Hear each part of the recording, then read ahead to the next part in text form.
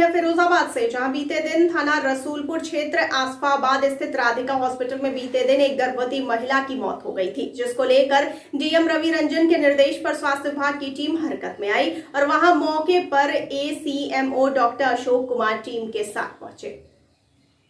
जी sir, कल की घटना को देखते हुए आज आपके द्वारा स्वास्थ्य विभाग की टीम द्वारा कैसी कार्रवाई की गई है और किन किन अस्पतालों पर कार्रवाई की गई है? आज जो घटना है उसमें डीएम साहब सिंह साहब ने निर्देश दिए थे कि वहाँ जाके जांच करें। तो पहले हम राधिका हॉस्पिटल गए, पुलिस के साथ लेके हमने उसको सील किया है। डॉक्टर और स्टाफ सब वहाँ से भाग चुके थे, वहाँ कोई प्रॉब्लम नहीं था, पर उसको सील किया गया है। उसको नोटिस जारी किया जाएगा, उसके खिलाफ FIR भी हुई है। ठीक है, उसके बाद हमने जो है एक ML सिद्धार्थ हॉस्पिटल, उसमें भी कोई डॉक्टर नहीं था, उपस्थित नहीं मिले। और एक प्रेम हॉस्पिटल, इसमें भी आए हम, इसमें भी कोई डॉक्टर नहीं है। उनको नोटिस दिया, 3 ऑपरेशन वाले मरीज भर्ती हुए हैं। नोटिस दिया, अग्रिम आदेश में भर्ती पर रोक लगाई जाती है इनके यहाँ पर। एक करण हॉस्पिटल में गए थे, वो भी बंद है, पहले से ही बंद है। उसका बोर्ड उतरवा दिया आज हमने। क्या बोर्ड क्यों लगा? जब हॉस्पिटल बंद है तो बोर्ड भी उतार दिया। बाकी एक गंगाराम हॉस्पिटल, गंगा देवी हॉस्पिटल का, वो भी लॉक मिला आज, उसको बाद में देखेंगे। इस तरह की कार्रवाई चलती रही, क्योंकि काफ़ी शिकायतें आ रही हैं कि मरीज़ हॉस्पिटल में जाते में डॉक्टर नहीं मिलते हैं और जो उससे मरीज की हालत ख़राब हो जाती है तो कोई संभालने वाला नहीं होता।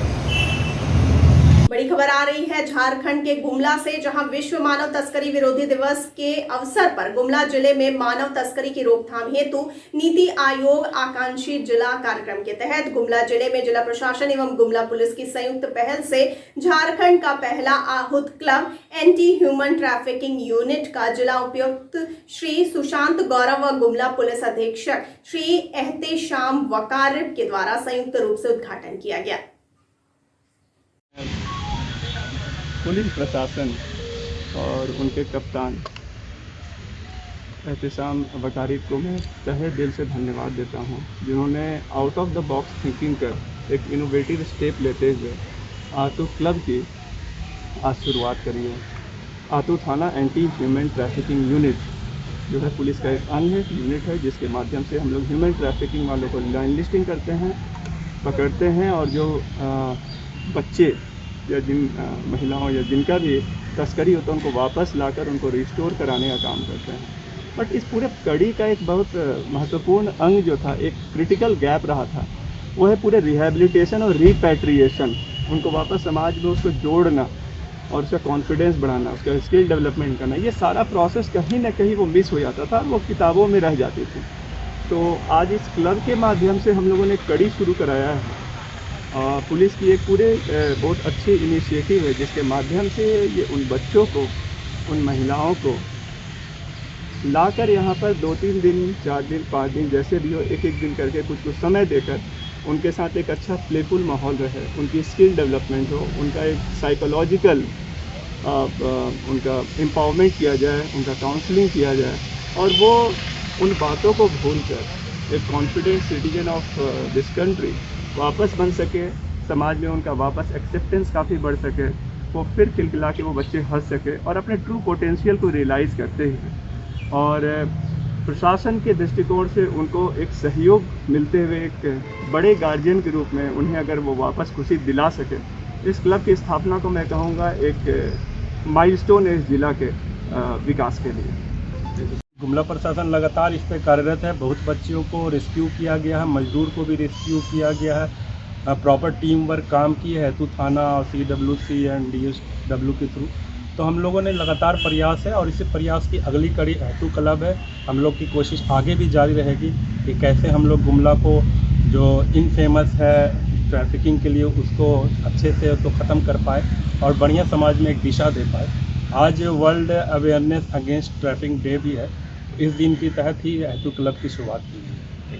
कार्यरत है, लेकिन हमारा जो एम होता है, हम लोग ह्यूमन ट्रैफिकिंग को जो पकड़ लेते हैं, फिर बच्चियों को रेस्क्यू कर लेते हैं, लेकिन उसके बाद की कड़ी टूट जाती है। उसी कड़ी का एक हिस्सा है हेतु क्लब, जहां से उनको वापस समाज में रिहैबिलिटेट करने का एक कोशिश की जाएगी। और इसके लिए समाज के स्टेक होल्डर, जिसमें आप मीडिया बंधु भी है, जो यहाँ के लोकल बाशिंदे हैं, यहाँ के प्रोफेसर्स हैं, स्टूडेंट्स है, टीचर्स है, डॉक्टर्स है, लॉयर्स है, जो भी गणमान्य व्यक्ति है उनको भी रोप इन किया जाएगा ताकि उनके थ्रू समाज में एक मैसेज सर्कुलेट हो डाउन द लाइन कि ये ट्रैफिकिंग ही बहुत ही गलत बात है, क्राइम है और बच्चियों को अभी पढ़ने का और इन सब का समय देना चाहिए 18 साल तक और उसके बाद ही उसके काम धंधे की सोचनी चाहिए। तो बड़ी खबर आ रही है छत्तीसगढ़ से, जहां महासमुंद पुलिस ने नशे के अवैध कारोबार पर अब तक की सबसे बड़ी कार्रवाई को अंजाम दिया है। भारी मात्रा में प्रतिबंधित नशीली टैबलेट और कोडीन युक्त कफ सिरप के साथ एक अंतर्राज्यीय आरोपी को गिरफ्तार किया गया है। वहीं जब्त नशीली दवाइयों की कीमत 3,64,000 रुपए बताई जा रही है। आज हमारी महासमुंद पुलिस को एक बहुत बड़ी सफलता मिली है। आज करीबन हम लोगों ने 3,64,000 रुपीज का कफ सिरप और गोलियां पकड़ी है। यहाँ पर हमें सूचना मिली थी कि कोमा खान क्षेत्र में एक व्यक्ति 7 खाकी रंग के कार्टून के साथ में वहाँ पर था। हम लोगों को उसके बारे में शक हुआ, मुखबिर से उसके बारे में सूचना मिली तो फिर हमारी पुलिस टीम वहाँ पर गई और घेराबंदी करने के बाद में खाकी की जो कार्टून रखे हुए थे उसको चेक करने के बाद में पता चला कि उसके पास खाकी के कार्टून में करीबन 41,000 लगभग गोलियां हम लोगों को मिली और जो कि प्रतिबंधित है। और उसी प्रकार से हम लोगों को लगभग मतलब हम लोगों को जो सिरप मिला, सिरप का नाम है जिसको सर्दी खांसी में इस्तेमाल करते हैं, एस्कफ। ये सिरप भी मतलब एक प्रकार से बोलना चाहिए कि उसको जब हम लोगों ने पूछा तो इन दोनों चीज़ों के बारे में उसके बाद में किसी प्रकार का मतलब कोई भी लीगल पेपर मतलब उसके पास नहीं मिला और उसे जब हम लोगों ने इसके बारे में पूछना चाहा तो उसके पास कोई जवाब नहीं था। फिर हम लोगों को शक लगा और उसके बारे में हम लोगों ने पूछताछ किया तो आगे हम लोगों को पता चला कि संबंधित व्यक्ति नुआपाड़ा जिले का रहने वाला है और यह भवानीपट्टनम में ग्राम हाथी बांधा में न्यू रामेश मेडिकल स्टोर से संबंधित व्यक्ति है, उसका मालिक है।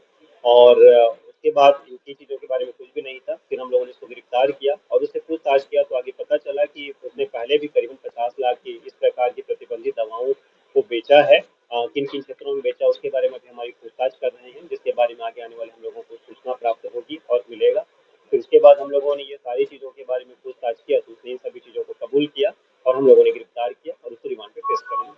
और क्योंकि हमारी लोगों ने उससे पूछताछ किया तो पूछताछ करने से तो ये उसने बताया, जैसा कि अभी अब तक हम लोगों को जानकारी अपनी जो प्राथमिक पूछताछ अपने को पता मिला कि उसने करीबन 50 लाख कीमत की दवाओं को अभी तक अलग अलग व्यक्तियों को उसने बेचा है। किन किन लोगों को बेचा है, किस किस क्षेत्र में बेचा है और कहाँ से लाया है, इस पर हम लोग आगे एक टीम बना करके पूछताछ कर रहे हैं। क्योंकि ये हमारे जिले और राज्य से बाहर दूसरे राज्य से संबंधित है तो वहाँ से संबंधित पुलिस अधीक्षक से हम लोग सहायता लेंगे और निश्चित रूप से हमारी टीम जो है वहाँ पर जा करके संबंधित एसपी से बात करके इस चीज़ पर नकेल कसने की पूरी कोशिश करेगी और इन सब चीज़ के पीछे में कौन है उनको भी हम लोग गिरफ्तार करके जल्द ही जेल के। सर, इसमें लाइसेंस होल्ड हमारी पुलिस को बहुत बड़ी सफलता मिली। निश्चित रूप से इसमें एडिशनल एसपी साहब, कोमा खान थाना प्रभारी और हमारी पूरी साइबर की टीम, उनके प्रभारी संजय, इन सभी लोगों के कंटिन्यू एफर्ट के कारण ये सफलता हम सब लोगों को मिली है। इसलिए मैं अपनी टीम को क्योंकि इतनी बड़ी सफलता है इसलिए 10,000 रुपये नगद की घोषणा करता हूँ। और बड़ी खबर आ रही है छत्तीसगढ़ से, जहां महासमुंद जिले के पिथौरा के गुरु तेग बहादुर धर्मशाला में विद्युत विभाग के द्वारा आजादी के 75वें वर्षगांठ के अवसर पर अमृत महोत्सव मनाया गया, जिसमें उज्जवल भारत उज्जवल भविष्य पावर 2047 के तहत कार्यक्रम कराया गया। इस कार्यक्रम में मुख्य अतिथि बसना विधायक देवेंद्र बहादुर सिंह, अध्यक्षता जिला पंचायत अध्यक्ष उषा पटेल के साथ साथ कांग्रेस के पदाधिकारी एवं कार्यकर्ता और विभाग के अधिकारी कर्मचारी मौजूद रहे।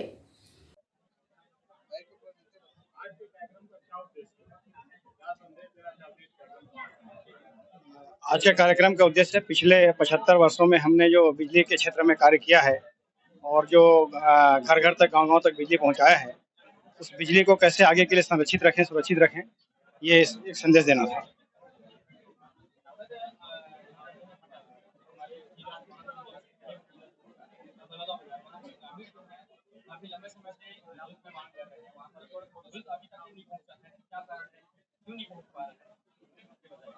महासमुंद जिला में तो 100% घरों में, गाँवों में, मंझला टोलों में बिजली पहुंचाई जा चुकी है। अगर ऐसा कोई स्थान आपके जानकारी में है तो उसको अवगत कराएं। और जो वन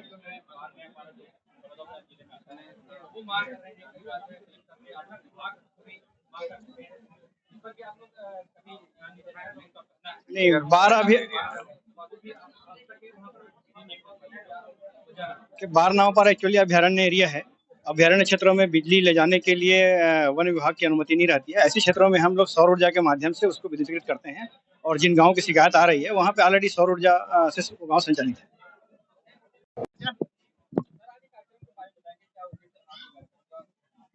अभी भारत सरकार के द्वारा स्वतंत्रता का अमृत महोत्सव मनाया जा रहा है 75वें वर्ष।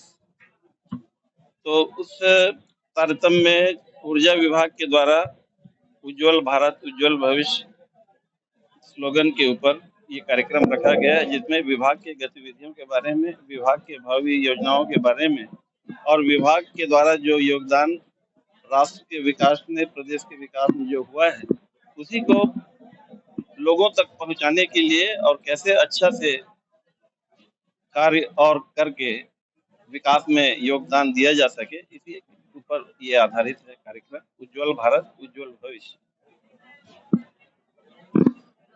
इस वक्त की बड़ी खबर आ रही है लखनऊ से, जहां उत्तरी जोन में 2 लुटेरे गिरफ्तार किए गए। चैन स्नैचिंग, लूट, चोरी जैसी कई घटनाओं को ये अंजाम दे चुके हैं। विकासनगर पुलिस और क्राइम टीम ने शातिर लुटेरों को दबोचा है।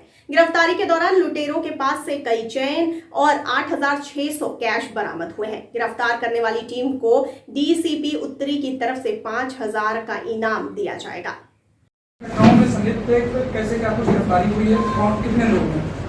ये दिनांक 26/7 को थाना क्षेत्र विकासनगर में एक घटना हुई थी, जिसमें वादनीय श्रीमती देवी पत्नी अमरेंद्र कुमार ये अपने बेटे को जो सीएमएस अलीगंज में पढ़ता है उसको लेकर के ये वापस जा रही थी। उसी दौरान 2 बाइक सवार व्यक्ति, अज्ञात व्यक्ति थे, इन्होंने चेन स्नैचिंग की घटना इनके साथ किया था।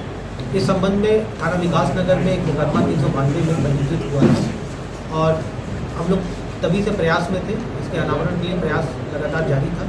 हम लोगों ने काफ़ी सारे CCTV फुटेजेस निकाले जो सर्वेलांस की जिसकी मदद लिया और इसमें फाइनली हम लोगों को सफलता मिली, जिसमें विशाल खत्री उर्फ विजय खत्री जो यहाँ पर थाना क्षेत्र विभूति खंड का रहने वाला है और मूलतः ये पंजाब से बिलोंग करता है, और दूसरा व्यक्ति योगेश भट्ट जो कि मुन्नू खेड़ा थाना क्षेत्र पारा का रहने वाला है।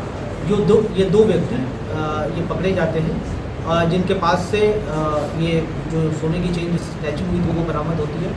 जब इनसे डिटेल में पूछताछ की जाती है तो पता चलता है कि इसमें से जो व्यक्ति है विशाल खत्री ये एक पेशेवर अपराधी है और इसके विरुद्ध पहले भी 16 मुकदमे पहले से भी दर्ज हैं और ये लगभग 85 महीने बाराबंकी जेल में ये काट करके आया है और इसके बाद ये यहाँ पर ठेला लगाता था और इस दौरान जो है इसने ये चेन स्नैचिंग की घटना कई सारी घटनाएं फिर इसने कबूली। अन्य थाना क्षेत्रों में भी इसने जो घटनाएं की थी वो भी इसने स्वीकार किया और टोटल जो इन दोनों में जब डिटेल में जब पूछताछ की गई तो टोटल 8 घटनाओं का अनावरण हुआ है, जिसमें से कि 3 थाना क्षेत्र गुडम्बा की हैं, एक विकासनगर, एक इंदिरा नगर, एक जानकीपुरम। और जो घटना में प्रयुक्त जो बाइक थी वो भी जब डिटेल में हम लोगों ने इन्वेस्टिगेशन किया और पूछताछ किया तो पता चला कि ये भी चोरी की बाइक्स थी जिनसे ये चोरी किया करते थे। एक ग्लैमर है और एक पैशन है। सर ये जो पकड़े गए हैं इनकी सर क्या क्वालिफिकेशन है और ये बाराबंकी में जेल में थे, किस मामले में ये मैंने जैसा कि मैंने आपको बताया कि पेशेवर अपराधी पहले भी ये स्नैचिंग की घटनाएं कर चुके थे और इन्होंने लखनऊ में भी पहले भी इनका ये क्षेत्र पूरा जाना समझा हुआ था, एक एक गलियां इनकी जानी समझी हुई थी और पहले भी जो विशाल खत्री है ये 10 से अधिक मुकदमों में लखनऊ में ही ऑलरेडी चेन स्नैचिंग के अलग अलग अन्य थानों में अलीगंज स्नैचिंग की घटना को अंजाम देते थे, ये जो सोने की चेनें होती थी किस सराफा को बेचते थे, क्या कुछ इसमें जानकारी मिल पाई? ये अलग अलग, जैसा कि मैंने आपको बताया कि ये बहलुकिया थे और ये अलग अलग भेष में जा करके और अपनी मजबूरी दिखा करके जो सर्राफा होते थे, जो सोने का काम करते थे, जो ज्वेलर्स होते थे, उनको बताते थे कि कोई बताता था कि मेरी पत्नी की तबीयत खराब है, मेरी बीवी बीमार है, कोई बताता था कि मेरी माँ की तबीयत बहुत खराब है। और ऐसे तो ये थी इस वक्त की बड़ी खबर। आगे खबरों के लिए बने रहिए TTN 24 के साथ। मुझे दीजिए इजाजत। नमस्कार।